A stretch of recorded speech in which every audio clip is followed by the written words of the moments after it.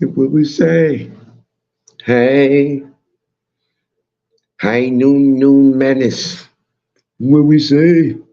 Hey, for the love of the game. What it do? What it do? What it do? What it do? What it do? Hey y'all, it's Friday. Yes, yes, it's Friday. Friday, Falcon Friday with the madness. Yes, sir. Yes, sir. It's your boy, the OG Big Sam up in here. You know what I'm saying? We got a couple of things we gonna, beat around and talk about. You know what I'm saying? We gonna get a analyzation preview of these Vikings coming up Sunday. We got a couple of topics I want to get on. It's been some very interesting talk. In this whole situation, in talking about Ricky's and Ricky struggles and and things and this. I just want somebody to tell me where somebody need to show me the football analyst handbook rule book that has the rule. I need to see the table of contents, the actual page, the paragraph, that says that you can't compare. And it's not even just draft picks. I mean, it's just, player comparisons, what I'm saying? Draft pick comparisons. Y'all heard me the other day, my whole thing, what I'm saying about, Troy Aikman and Peyton and their rookie years and everything. And in the wake of that, in the wake of all that, I had someone to come in with comment section, telling me that I can't compare a third round pick to a first round pick in any era. Why? Rookie struggles is rookie struggles, no matter if it's the 70s, 80s, 90s, 2000s, no matter if it's seventh, fifth, sixth, fourth, third, second round, first round. It's the rookie struggles or rookie struggles, especially at the quarterback position. You know what I'm saying? And I went, down that road simply because, a lot of fans seem to think when you the the rule of thumb in development, a first round has this type of lead, get this type of chance, or have this type of concession for his development as a third round pick doesn't, or a fifth round pick doesn't, or does, or and you can't, and then you can't compare, this Ricky struggle to, what I'm saying, that Ricky struggle. Now, and my inclination of it, you want to say, people was trying to say, well, Ritter's, struggles were unacceptable because of the talent that was around him. And I used Troy Aikman's struggles, and one idiot tried to tell me, well, Troy didn't have, no, stop it. You're wrong because, y'all know the playmaker was there before Troy, and Herschel Walker was the second leading rusher on that team and in the league, So, I mean, and then why does it matter who you have? You struggle, you struggle. You know what I'm saying? Just yeah, it just I just would like someone to help me understand how and why, what I'm saying, you can't compare guys. Or well, he's a Super Bowl winner, but he wasn't a Super Bowl winner when he got drafted. He wasn't all pro when he got drafted. He wasn't a Hall of Famer when he got drafted. He was a draft pick. He was a prospect. that had to come in and learn. I mean, you think Pete Carroll knew that Russell Wilson was going to be what he was when he drafted, when he drafted Russell Wilson in the third round in Seattle. And remember, he had just I can't remember the guy's name, but they had just signed a quarterback to a $60 million deal. Then turned it around and had to go in a different direction because Russell, did his thing. Hell, even in Dallas with Dak Prescott and Tony Romo, it was the same thing. You know what I'm saying? I mean, how is it when you make these, people get in their feelings and whatnot? Well, okay. Let's take y'all's GOAT, Tom Brady. He was a 6th-round pick. You know what I'm saying? And he struggled to start with. He did. He did. I mean, and then it's the same thing from the coaching aspect. Bill Belichick was not the genius that he became to be when he first started. He was awful in Cleveland. When he off of Bill Parcells' tree in New York and got that job in Cleveland, and he was there a season and a half, and they sent him packing. And he got to New England. Them first 3 years, New England was god awful. I mean, when you go to talk about the beginnings of a person's career, it's like I said Wednesday. When you get a job, you know what I'm saying, and you're not necessarily experienced or versed at that job, what do you get when they hire you? You get an orientation, right?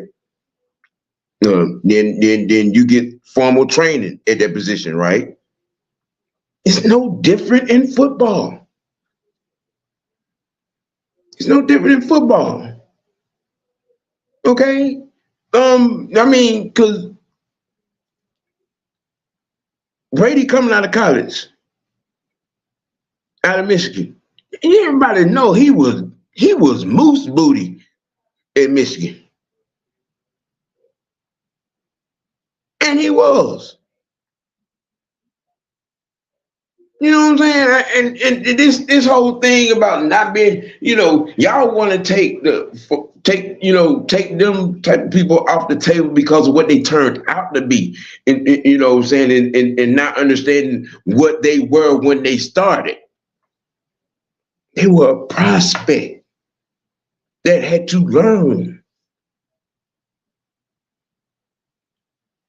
So we get out here and talking about, well, Desmond Ridder ain't it. How do you know? How do you know? He's got to learn how to be a quarterback in the NFL. I heard some of you same people, you know what I'm saying, say, coming from college to pro, it's a different game. It's a different speed, all of that. And then the guy gets here and well, he ain't it. I mean, what do you expect them to be as a guy coming out of college? And that's it, just in any aspect. You go and you look at the history of first-round picks, and just at the quarterback position over the last 30 years. I just take a sample size of 30 years, the last 30 years. Okay. And only 20% of those first-round picks at quarterback have been successful.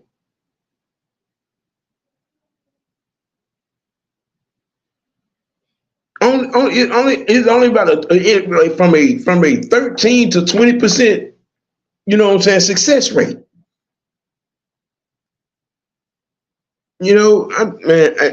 I'm just trying to understand this rule of thumb, so to speak, that's out there that says you can't, compare a guy's struggles in today's game to a guy's struggle,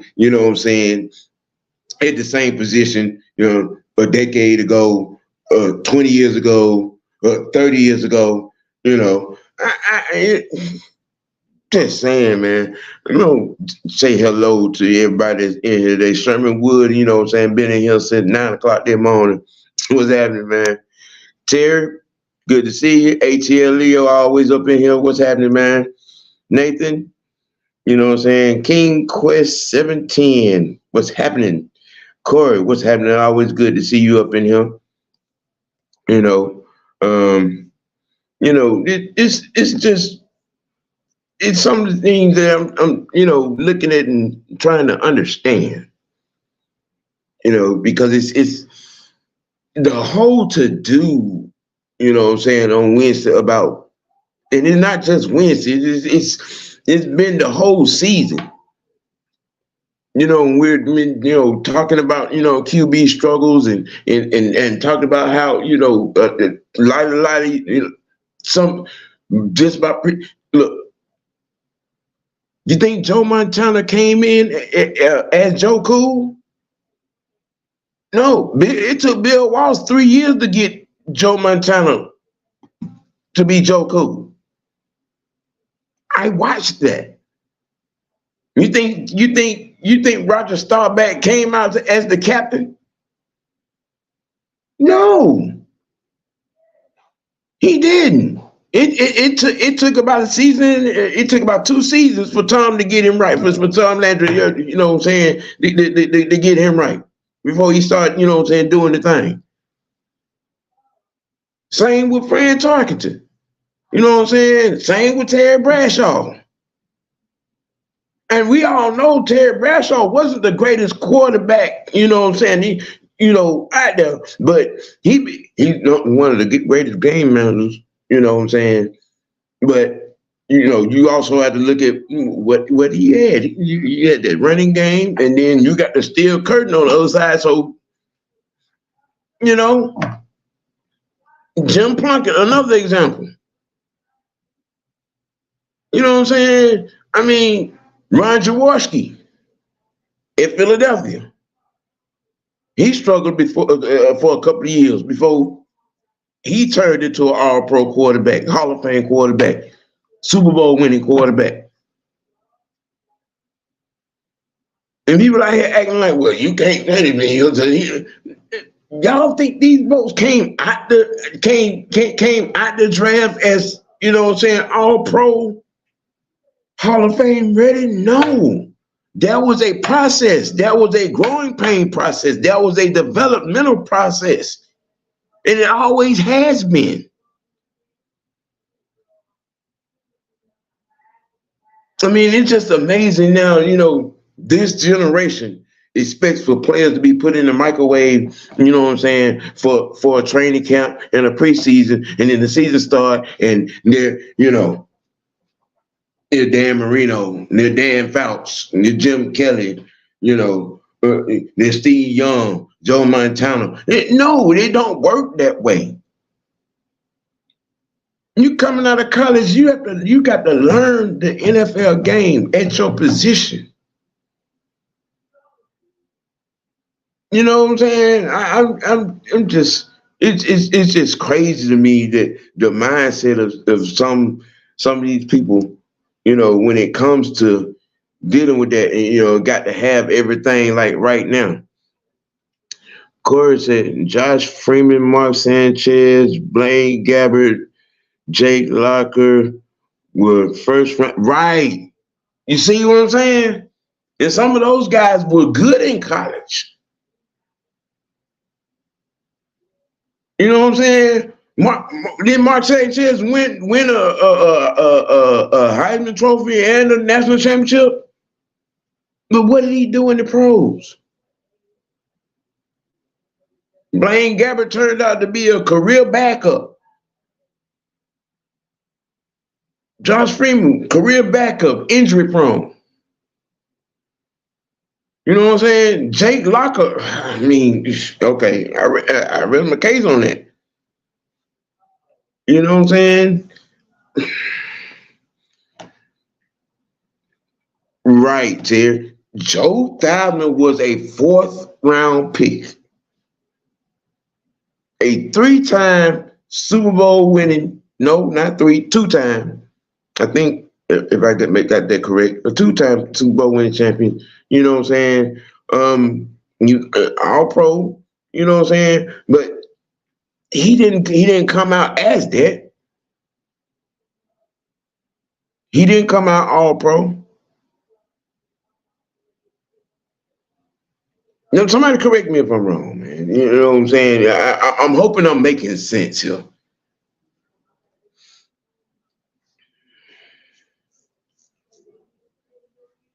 You know what I'm saying? Joe Theismann was a 4th-round. Really? I thought Joe was a 3rd. I mean, but even still, 3rd, 4th. I mean, but Joe. In either case, Joe, that's my goal. Joe Montana, that's my goal. You know what I'm saying? That's my goal. You know, but I'm hoping that everybody understands the point that I'm trying to make. You know what I'm saying with it. You know,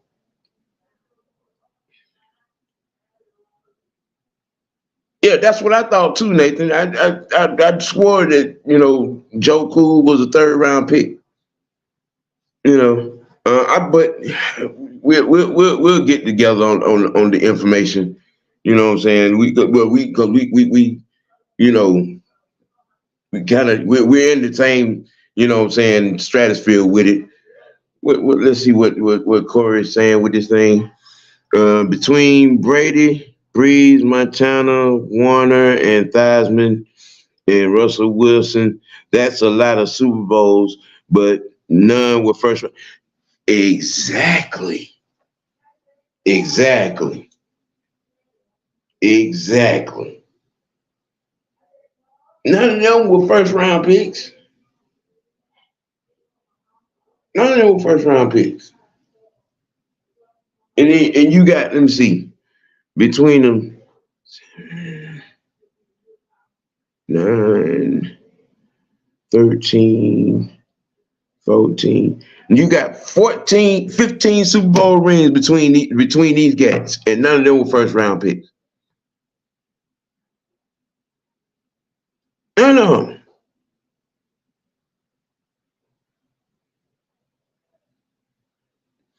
But we wanna poo-poo on Desmond Ritter's, what I'm saying, draft status, being the 74th pick in the draft, and whatnot, and not not wanting to, allow the developmental process. You know what I'm saying? I mean, look, back in 2019, when everybody was clamoring for change, we need to move on. It's time for a change.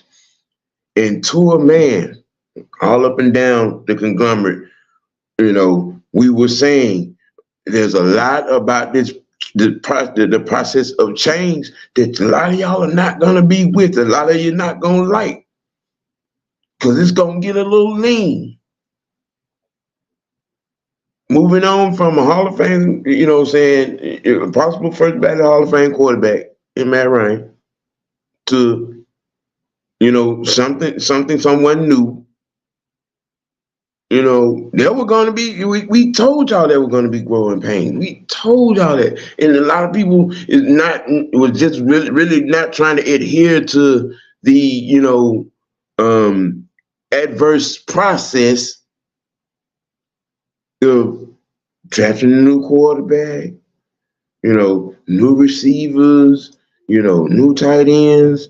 It's pretty much a total offensive overhaul.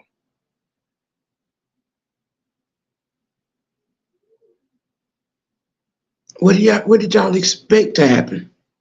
What was expected? I mean, it just a question in theory. Yeah, Nathan. Yeah, Dan Fouts, another Hall of Famer, was a 3rd-round pick, part of that '83 class, which to me was the greatest QB class ever. You know, we probably won't ever see another class like that. You know what I'm saying? That 83 class was something else. You know, I mean, and then let's take Dan Marino. He came out and went to the Super Bowl, and you know what I'm saying, and never got back in Miami. And never got back. Why? Because they didn't have a run game to go with all the prolific passing. You know, and that was a pretty good defense. It was a pretty good, but not great, but a pretty good defense that they messed around and lost, you know, because they wasted so much time. And by the time, you know, they tried to fix the problem, you know, Dan's knees done got bad. You know what I'm saying? He got to be injured every year. At the end, you know, let's see. What Terry? What say Terry? This fan base is broken. They want a first round QB draft pick, but treated this last one we had like yep. Yeah, they want a first round pick at quarterback now. But when you had that, I mean, you was disrespectful. You hated him for no reason. You know, I mean, you know, now Terry, you may be creating a subject, you know what I'm saying, for that's a whole nother show. You know what I'm saying? The Matt Ryan story, that's just a whole nother show. You know, but you're exactly right. They did. Now you won't. Now you want them numbers. You want those stats that you claim that were garbage stats. You know what I'm saying? You know, even nicknamed the man's, you know, Stat Ryan. But I digress. I digress. I digress. You know, this process, and then you know, people act like where we're at in the situation, like we're really so far. We're really not. The thing is, these kids got to grow. These kids got to learn. I said it last week. Kyle got to learn how to be a tight end. Why do you think they brought Juno Smithfield? It wasn't just because he knew, you know, Arthur Smith's system. They brought him here to help Kyle get right at the tight end spot. Learn how to block, learn how to run tight end routes, learn how to read the option routes, learn how to read, you know what I'm saying? You got to be on one accord, just like the quarterback got to read the defense. The receivers, the running backs, and tight ends got to read the defense as well. And he hasn't reached that, you know, Tony Gonzalez type of, you know what I'm saying, mindset and being able to, you know, read and be on the same page with the quarterback. I mean, they at Florida, he was just a athlete, a better athlete than anybody that they was facing, you know what I'm saying, on defense. You know, he was too fast for linebackers, too big for cornerbacks and safeties. You know what I'm saying? And they really, you know, and they were lining them up at the X and the Y and things of that nature. And he's not a receiver. He's a 6'6" tight end. I mean, because when you really think about it, he hasn't filled out into his man body yet. That boy, he's that boy. Exactly. He's still a boy. He ain't the man yet, all the way yet. You know, it's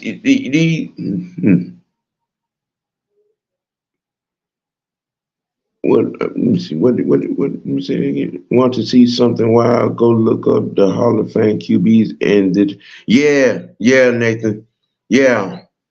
I kind of did that, but I looked up the quarterback position, you know, being picked in the third round over the last 25 years. And it been 39 of them. And of those 39, 3 have won Super Bowls. 2 were starters, and 1 was a backup. Yeah, I mean, true, and hell, I learned something new about our dingbat ass, offensive coordinator. I didn't even know Dave was gonna play the game. Honestly, I didn't. That just, that just goes to show you, what kind of career he had. I didn't know the man played. I didn't know the man, played in the NFL. I really didn't. But Nathan, you did right though. I noticed a lot of fans today never played the game of football officially, so their nuances they don't understand. Right, you have a lot of that, and most of them are fantasy football players. You know what I'm saying? Madden dream catchers and things, and so on and so forth. But again, I digress. but you're right now. You're right, Corey. You're right. Let's see, Terry. But we're getting it's. Let's see, Jim Kelly and Steve Young was in the USFL. Yup. Jim Kelly came out and he went to USFL and then came back to the NFL. You people don't seem to, know the gauntlet style rat race it is, especially at the quarterback position. Nathan says, I was researching quarterback QB draft position because of some nut on Twitter said that Russell Wilson was the sole QB that was drafted in the 3rd round and was successful. Not. Yeah. You see, that's how people don't do their homework. You know what I'm saying? Don't do the research. And then they just be out here, saying stuff just to be trying to make a point. ATL Leo, what you got? Funny how they all hate Matt Ryan, but want his success on their favorite quarterback. Yeah. Mm-hmm. Yeah. It's true. Nathan. Yeah, David Gone was drafted in the 3rd. Okay, yeah, that's what I came across. From doing the research because I wanted to see, how many successful 3rd round, picks at the position that there was, and I just did it the last 25 years, and a lot of it was 39 of them, and it only, you got 3 Super Bowl winners out of 39 QBs over the last 25 years.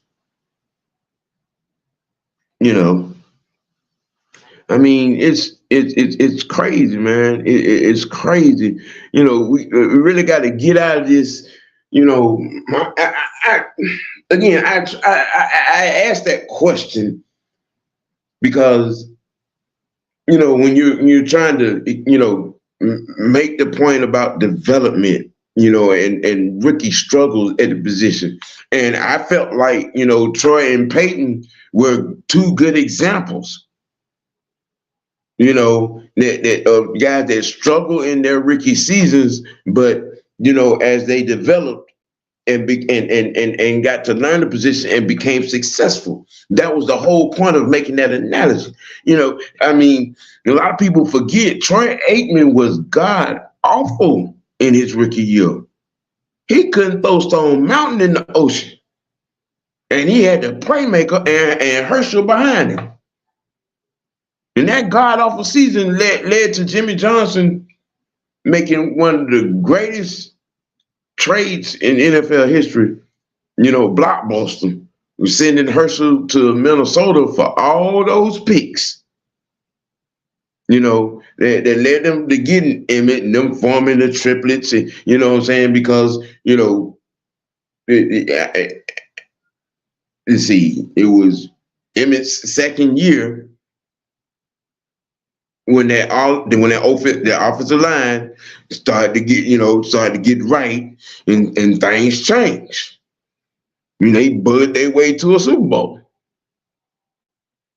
You know what I'm saying? Nigga Peyton Manning, he was god awful. Which, you know, that spawned one of the greatest sound bites by Jim Mora. You know, the whole playoffs. You know what I'm saying? I mean, but then, you know, people out here want to say, well, you can't compare. Why not? Their rookie seasons was awful with turnovers. And it's bad, you know what I'm saying, on our very own situation. When people act like, you know what I'm saying, that as a baby in this league at that position, I mean, you do understand what being a quarterback in the NFL entails. You know, you got the, I mean, as learning your scheme, learning the scheme you're trying to learn and run. You got to, know the route concepts of your outside skill players. Your offensive line protect. I mean, and especially in Ritter's situation, it was just a perfect storm of, just a volcanic eruption of quicksand. You got Dahlman out here, you know what I'm saying, snapping knuckleballs, but nobody wants to talk about that. The entire line itself is struggling in pass protection.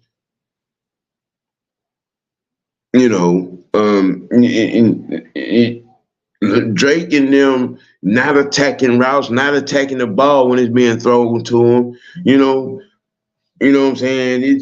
It all of that. And then you have to, check out what the opposing defense is trying to do to you and make adjustments if need be, and still get the ball off on time, get the snap off on time. That's a lot. It's a lot going on from a quarterback perspective. And y'all, expecting this guy to, make Hall of Fame plays, all pro plays as a rookie. And there not be no mistakes. There not be no mishaps. I mean, true, from a fundamental perspective, some things are just, ABC. It is. Some things, should be, known off real. But yeah. I mean, when you add anything, add in mental things like, having a overly inflated sense of urgency. I got to be successful, because I want to prove that I'm the guy for this team, for this position. You got all that going on in the quarterback's mind, a rookie quarterback's mind.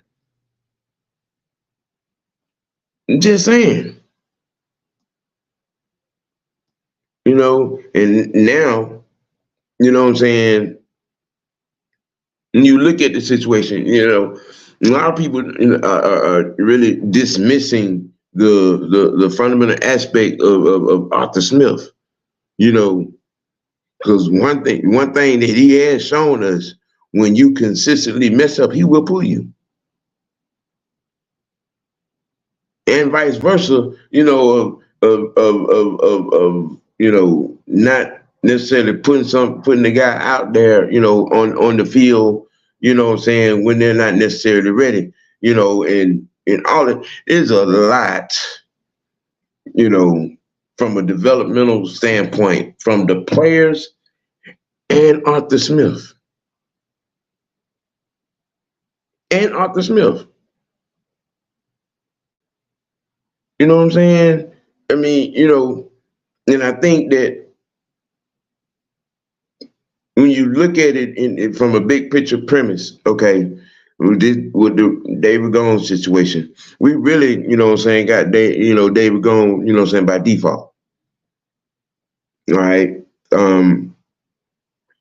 You know, because I promise you, had Arthur been able to assemble an offensive staff in the same realms of what they did on the defensive side of the ball, and we were having these struggles, then y'all would really have something to be, well, he on the hot seat, you know what I'm saying, type of mindset. But that's not the case. That's not the case.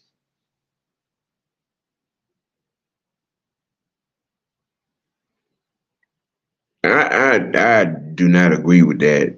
I don't think that. You know, when and I would tell you, have not been. Now I've said what I've said about Ricky mistakes and all. You know what I'm saying? But when your quarterback is having ball security issues, that's not on the coach. I'm not gonna say Arthur is holding Ritter. You know what I'm saying? No, Ritter is stumping his own growth with these. It's like Mad Mike, said in the conversation we was having. Ritter has got to settle down, learn the game, and let certain aspects of the game come to him. You know and that's really not on Arthur. That's on Ritter.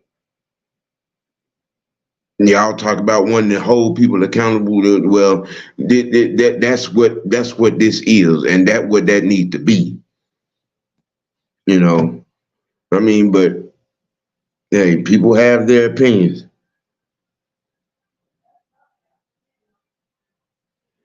The point is they should have competed for the QB job in training camp, but Smith wanted to be Smith. Okay, and what exactly is that point? I mean, yeah, Ritter is Arthur's guy, you know what I'm saying? And the decision was made on that aspect when we drafted him, based on that 3 hour conversation that they had before they drafted him. You know, I mean, well,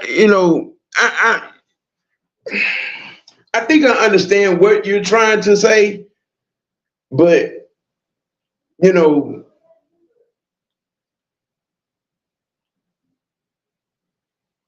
when Taylor signed with us, you heard what he said. He's here to help Ritter learn and get acclimated to the game. Now, with all that being said, who knew that our defense was going to be what it turned out to be? Who knew that? Who knew that? So now we have to shift gears from trying to grow the offense to, okay,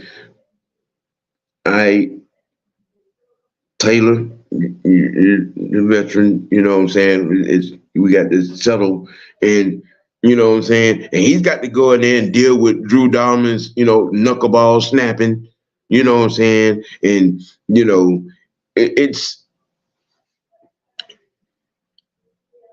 I mean, I don't, to say that I mean, who said that there wasn't competition? Because, I mean, there was competition from the standpoint of them learning. I mean, for all anybody knows, hell, Logan Woodside might be that guy. You know what I'm saying? I mean, everybody to a man, and I saw this and I watched this over, social media when we drafted Desmond Ritter. Before anybody even took a look at him, he ain't it. There been a lot of people, a lot of y'all had y'all mind made up on Ritter. And you can sit here and try to lie and say you didn't, but you know your actions speak louder than anything that you will ever say. A lot of y'all had y'all minds already made up on Ritter because what you might have wanted, you know what I'm saying, as a draft pick at the quarterback position. You know, you know what I'm saying. I mean, but it is. Again, I digress. You know. He treated really like he was Matt Ryan by not playing him. That no, but that's your perception. But given this team's injury, you know what I'm saying, history and luck, I really didn't necessarily blame Arthur for doing what he was doing to just, you know, get to the start of the season with, you know what I'm saying, a healthy unit. That's not treating Ritter like Matt Ryan. That's being cautious and you know not you know trying to keep folks from getting hurt. You know, not getting trying not to have any knick-knack injuries. I mean, but you know, y'all gonna be on your soapbox. You gonna feel how you want to feel about any decision. Y'all already got your minds made up about Ritter. You already got your minds made up about Arthur. You know what I'm saying, from the moment he got off the plane anyway. You know, so you know. Man,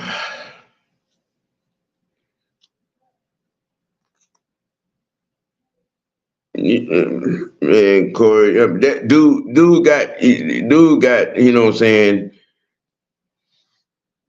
he got his mind made up, you know what I'm saying, from this aspect, but really didn't even get the job till after training camp. I think it was kind of sort of etched in stone, you know, from the you know prospect meeting. But I mean, hey, we you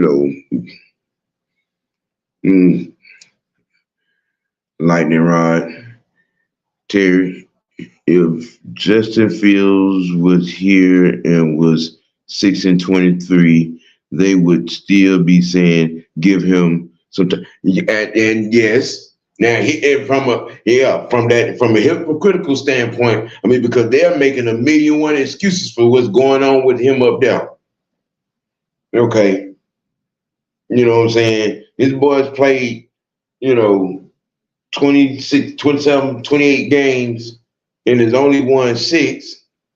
And if he was here with that, they'd be blaming everybody except for him. It wouldn't be no trying to hold Justin Fields accountable. It wouldn't be. And when Terry, you know, I think you know that just like I know that. You know, I mean, and a lot of people. I'm going to explain something because I had somebody to kind of attack me. You know what I'm saying, about Justin Fields. I don't hate him.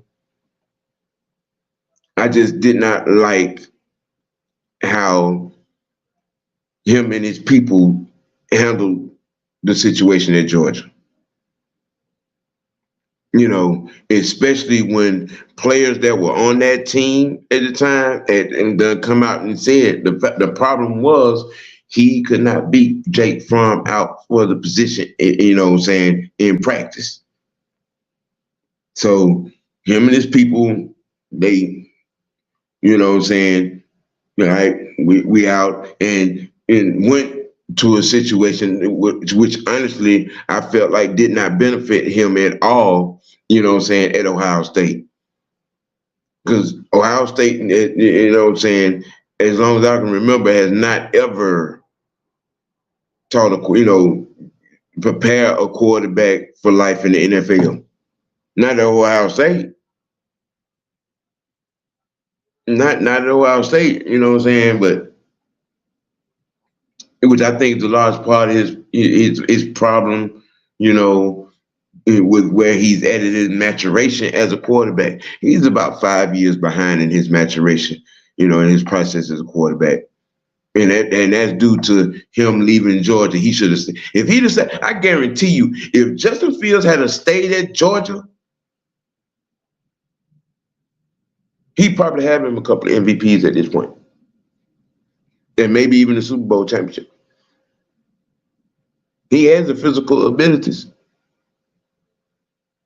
You know what I'm saying? If he the I think his situation and status would be real different than what it was and what it is coming from Ohio State to Chicago. I think it's been real different. You know what I'm saying? But that's just my perspective on Justin Fields. You know, and I'm gonna actually speak on, you know what I'm saying, Justin Fields next week on a little something, you know what I'm saying, but I hold that in the bag, you know what I'm saying, for later on as a promo, you know. Falcon for life he's really trying, y'all. He's really trying. I call it how I see it. I do think Ritter can succeed in this league, but Smith not the coach for him. Smith do better with a vet quarterback. Well, you could say that about 90% of the coaches in this league would do better with a veteran quarterback. I mean, you know,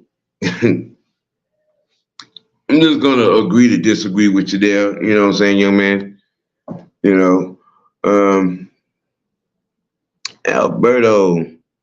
We know Tyler is not long term. Or do you think Dak Prescott would be a good fit in Arthur's scheme? He might be available next season.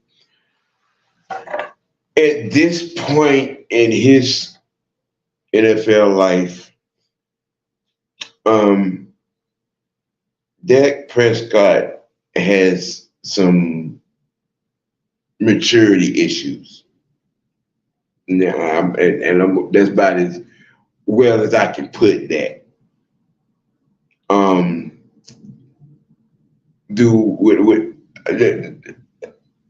Would I want him with that in my locker room? No,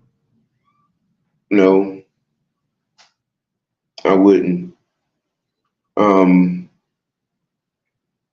You're trying to make me have a conversation that I'm really not trying to have until next week. But there are maybe one or two that I think would be good here. But Dak has some maturity issues, and is causing problems in that locker room over there in Dallas. I mean, but who knows? Because they always say maybe a new place, a change of scenery, maybe do him some good. I just don't. If it would happen, I would embrace him because what I'm saying, he'd be a Falcon. All right, if per se if that was to happen, but what I'm saying, from sitting where I'm sitting in the cheap sheets watching that situation over there. It like I said, it's a maturity issue for me. I mean, he has the qualities to be a good quarterback, to be a great. We've seen that. You know what I'm saying? He as well has some turnover issues himself. But I think his biggest problem is, what I'm saying, some maturity issues. Corey, I don't think Arthur's the problem either. Yeah, I think this is a Regone issue. That's what's going on. That's why I say, but when once the season's over with, he's gonna be able to, exact his girth on the offensive side of the coaching staff, like they did for the defensive side of the coaching staff. But it's just we're gonna have to, tow the boat. You know what I'm saying? With this situation from here on in, our playoffs start Sunday. We need 6 of these last 9 games. We need 6. You know what I'm saying? And that's just what it is right there. With that. Let's see. Could you see us going to trade for a vet? There's a possibility. Trade, maybe a sign. It all depends on what happens for the for these 9 games. In either facet on the offensive side of the coaching staff, there are going to be a few changes. There's definitely going to be a few changes. Terry, you say, speaking of Dak, he was a 4th. No, he was a 3rd. He was a 3rd, Terry. He was a 3rd round pick. He was a 3rd round pick.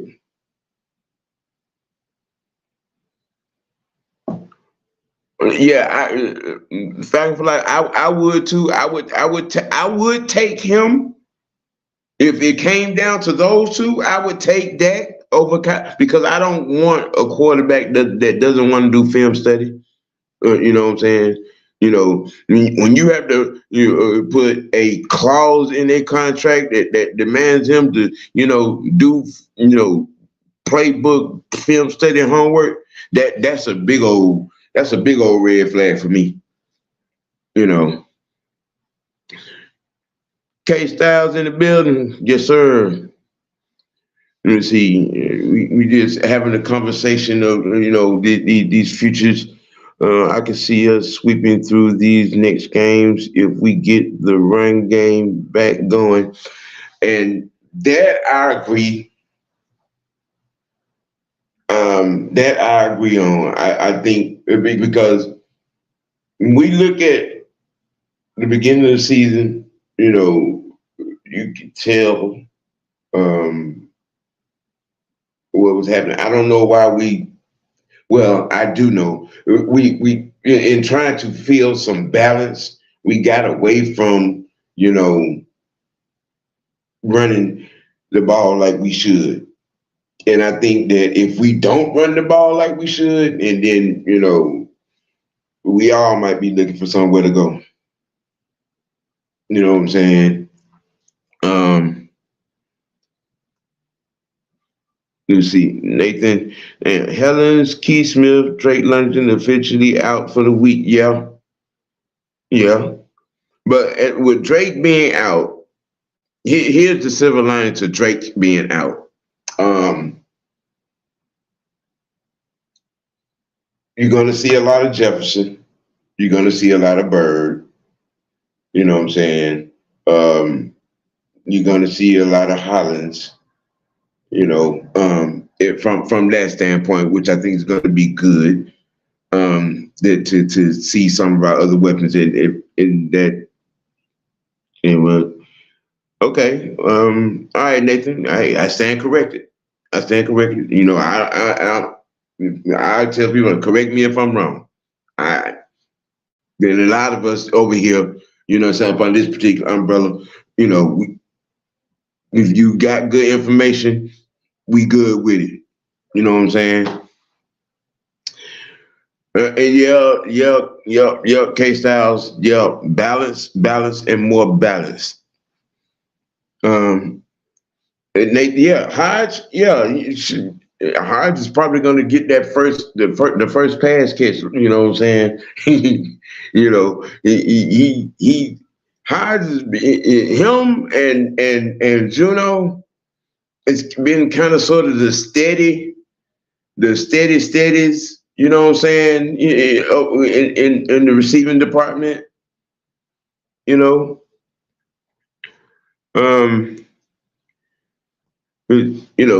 like I said, we got these Vikings coming in here. Kurt done for the year. They went and picked up Hodge. I think Cam or I forget the guy. I forget the guy who they're going to be starting. It said it's going to be starting. Um, but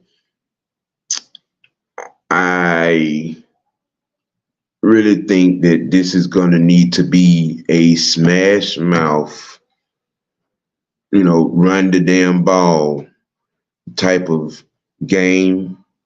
I'm not even worried about our defense. Yes, losing Grady, huge. It hurt. You never replace a Grady, but with our depth, I think we're gonna be all right.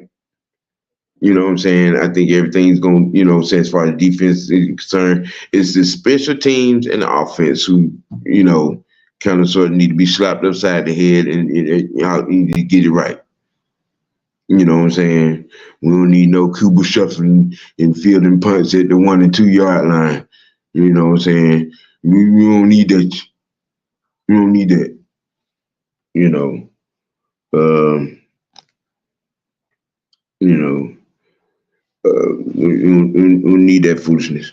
And from a play from the offense perspective, we just generally really need to get back to basics. You know what I'm saying? And and run the damn ball, man. We got to run the damn ball. We got to run the damn ball. You know, and that's for a lot of other and a few other, you know, with this whole situation. You're finding that a lot of people in this fan base are having to, what I'm saying, eat their words, or regurgitate, what I'm saying, some things they said. I mean, because you had a lot of people that were, poo-pooing the developmental process. There ain't no process. We ain't got no time for that and did that and third. You know, and I mean, for a lot of folks, that was out there screaming that this Ritter ain't it, what I'm saying, campaign. All right. Put your GM hat on and tell us, he ain't it. I guess, when season over with, what we do, trade him, cut him. Yeah, some of y'all have, we're like, no, we can't do that. You see, I understand, me, K-Styles, we understand why that is because, we have seen flashes of what Ritter can be.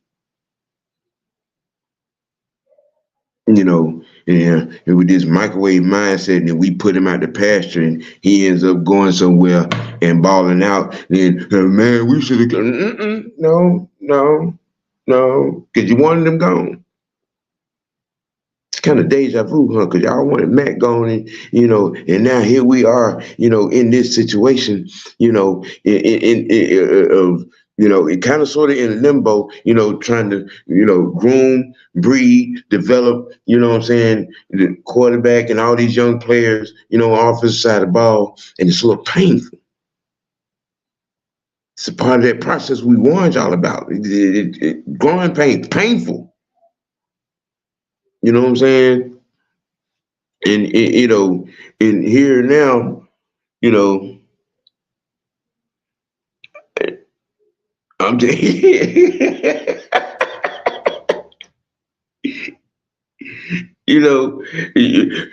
K-Dog, you funny. But it's painful. That's my dog. Do you think Drake London being out is critical?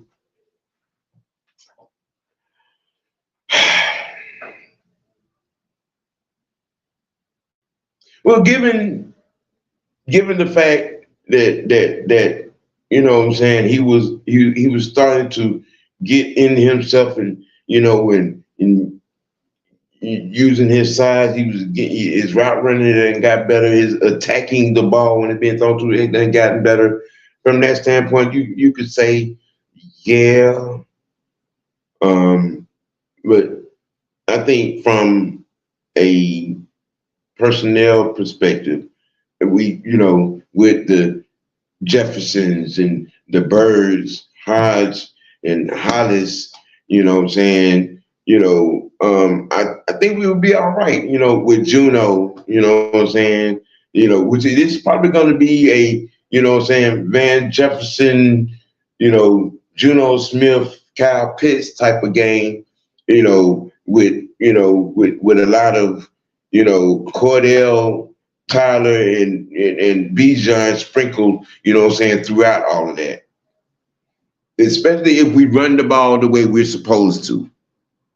I think us running the ball, if we run the ball the way we're supposed to, it's not going to hurt as much with Drake not being out there.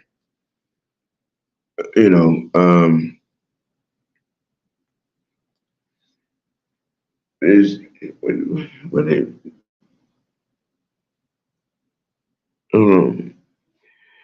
I don't know how the team gonna keep Nielsen and Gray on the staff after this season since the defense is so good. Well, to a man, them coming in together for this plan, yeah, there are probably gonna be some callings for them, but from what I understand, Nelson has no plans on wanting to be a head coach at this point. He wanted to get here and build something, what I'm saying, of some kind of, playoff contending defense. I think, we can establish some kind of sustainable product completely across this team. Then after that, maybe, that'll probably happen then.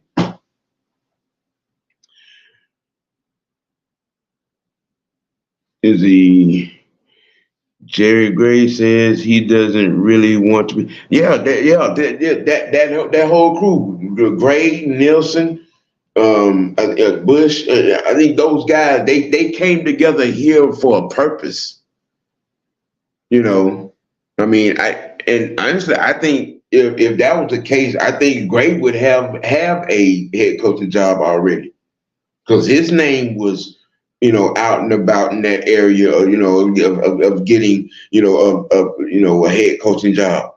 But I think, these guys, had a plan to come together, to coach together, to be, assemble, be on a staff together, what I'm saying, to do some things, what I'm saying. So, in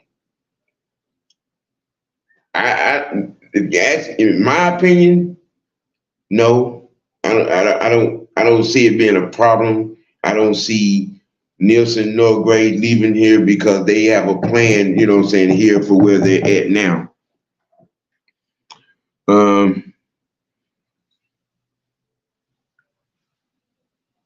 me see.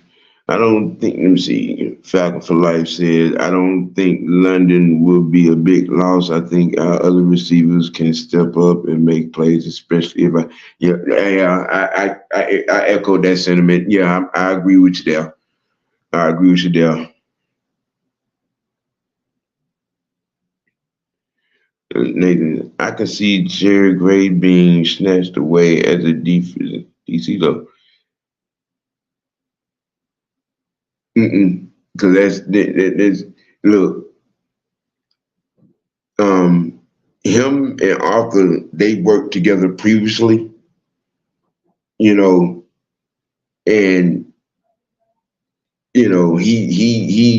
he's an integral part of putting things together here. Like I said, those guys got a plan.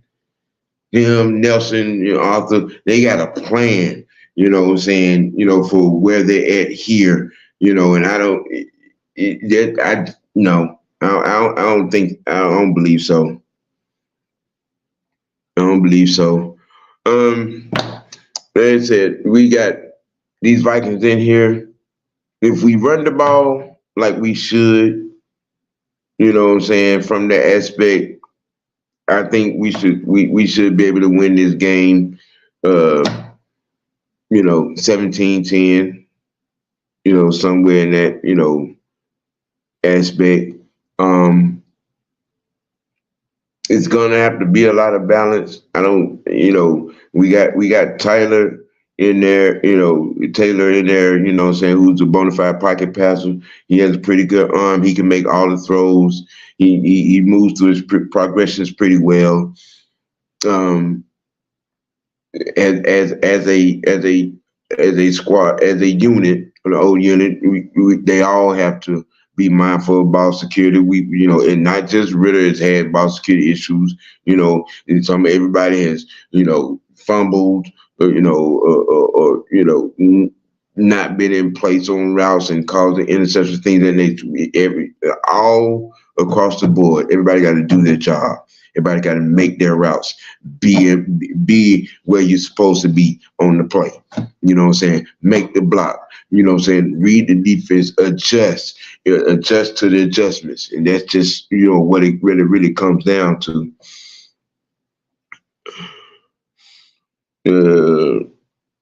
Let's see. People say AJ needs help over the top. I disagree. I think calls don't go his way when playing. And I totally agree with that. That last week was some egregious, choking on the flag. D. Hopkins should not have gotten away with either one of those touchdowns. And that was just a blatant public mugging. How you put a WWE headlock on a guy and then and then walk away, make the catch, and walk into the end zone. I'm just saying. No, AJ doesn't need any help over the top. You know what I'm saying? He's held his own. We've seen his video document evidence. He has held his own against those bigger guys, to the Metcalfs, the Evans. You know what I'm saying? The Jacksons, the Mercados. He has held his own. You know what I'm saying? So, Nathan, you're right. The hug route, that was bullshit.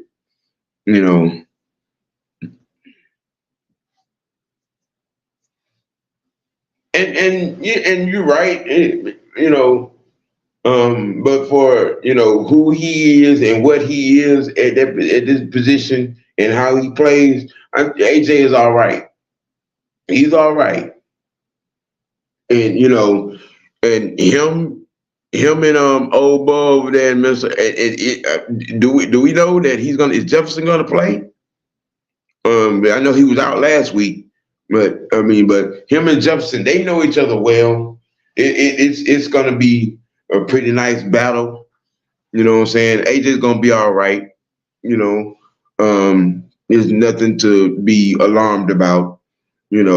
That was, honestly, that was just bad officiating the last week. It's like it was a perfect storm of a lot of bullshit. But that was, okay, Jefferson's out. That was just bad officiating. And D Hop he got away with it too on both of them. He when the camera was on him, you could see it in his face with that, cat-eating grin, what I'm saying, on his face. He got away with some bullshit, Yeah, that's what I was saying. AJ straight, he good, what I'm saying. Our defensive backfield is fine, what I'm saying. We're gonna bounce back from last week because it was our really first bad defensive game, but there was some help, what I'm saying, from the bad officiating with that. So I think we're gonna be fine, what I'm saying, from the back end to the front. I really think we're gonna be just fine. And Vaughn said, I need that Clark Phillips versus Addison matchup Sunday. Straight lockup. I don't know. Are we going to see is Phillips Well, that depends if the staff thinks he's ready. I mean, I don't know. Maybe I miss if he's been on the field.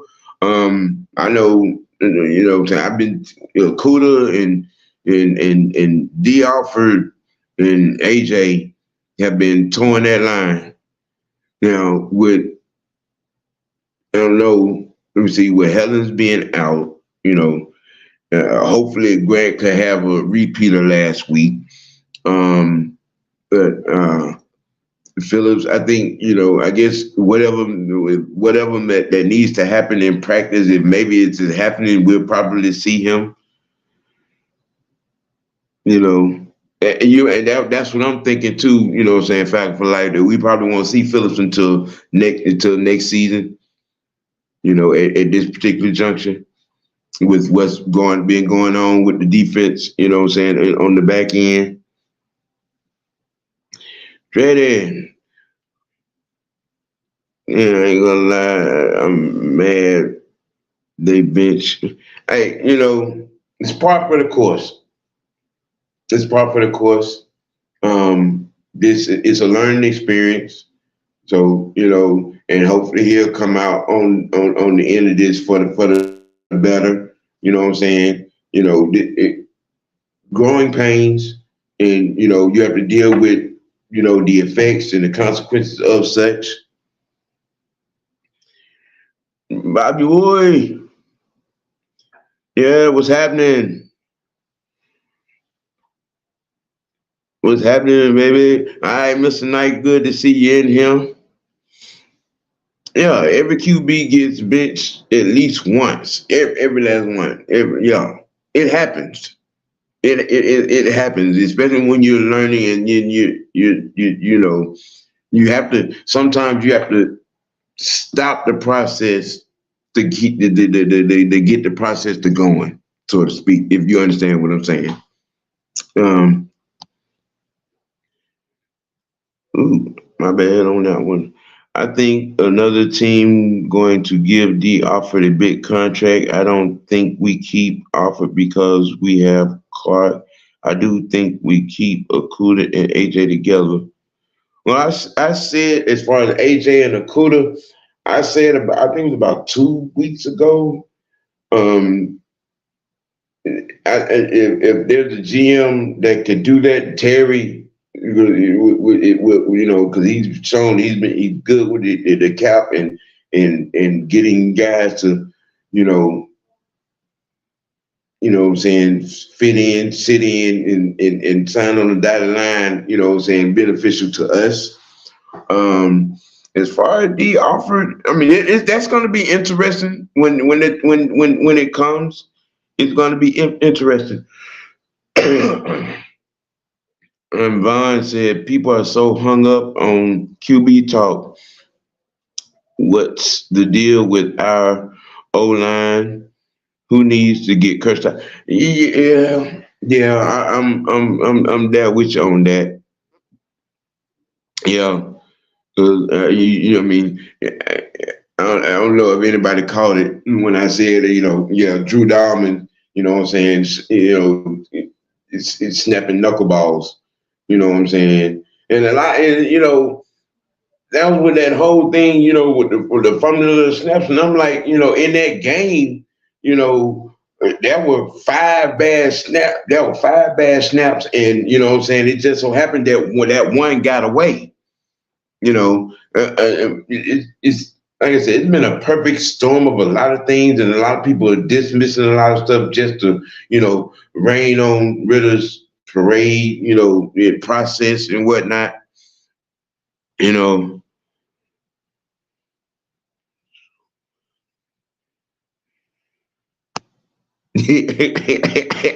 Yeah.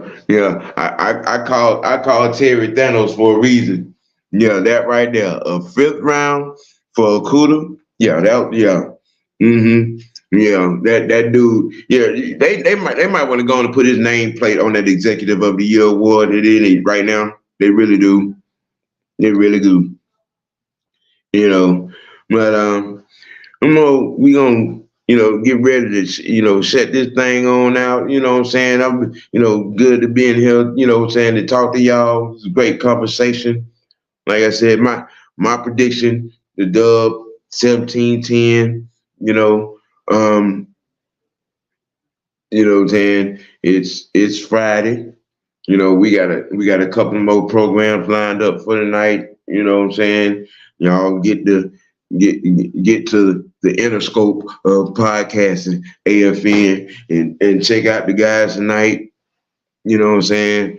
And get yourself ready for the weekend. Get your weekend started safe. Get your weekend started warm. You know what I'm saying? You get your weekend started with the Dirty Birds. You know what I'm saying? And get ready for it and be there live and in living color and in full throat. Just make some noise. Make some noise. If you're gonna be in the bins, make some noise. Get up off out your seats on third down. You know what I'm saying? Make some noise. Make it hard for Minnesota in that thing. You know, it's yeah. Ooh. Fact for Life said 31-17 is his prediction. Hey, that would be nice to see.